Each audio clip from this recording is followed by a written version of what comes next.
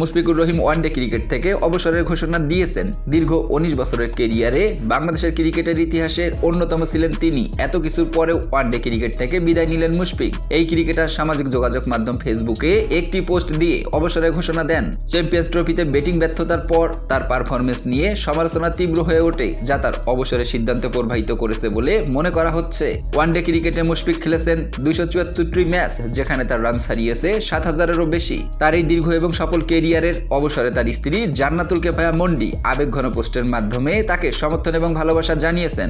জান্নাতুল কেফায়া মন্ডি সকালে দেওয়া ফেসবুক পোস্টে মুশফিকুর সম্পর্কে লিখেছেন, আলহামদুলিল্লাহ, তোমাকে ওডিআই ক্রিকেট থেকে অবসরের শুভেচ্ছা জানাচ্ছি। আমার প্রিয়তম, তোমার একটি দারুণ ওডিআই ক্যারিয়ার ছিল, আলহামদুলিল্লাহ। মুশফিকুর রহিমের পরিশ্রম প্রসঙ্গ টেনে তার স্ত্রী আরো বলেন, নিজের প্রতি সন্তুষ্ট না হওয়া পর্যন্ত তোমাকে কঠোর পরিশ্রম করতে দেখেছি, ভাঙ্গা পাঁজন নিয়ে এবং গুরুত্বপূর্ণ ম্যাচের আগে একসঙ্গে 20টা পেন কিলার নিয়েও খেলতে দেখেছি। তুমি কখনো নিজের জন্য খেলোনি, বরং দল এবং দেশপ্রেমের জন্যই খেলেছো। এমন একজন সৎ মানুষকে পাওয়াটা আশীর্বাদ, যিনি উজু না করে কখনোই তার ব্যাট এবং বল স্পর্শ করতেন না। আলহামদুলিল্লাহ, সবকিছুর জন্য আলহামদুলিল্লাহ।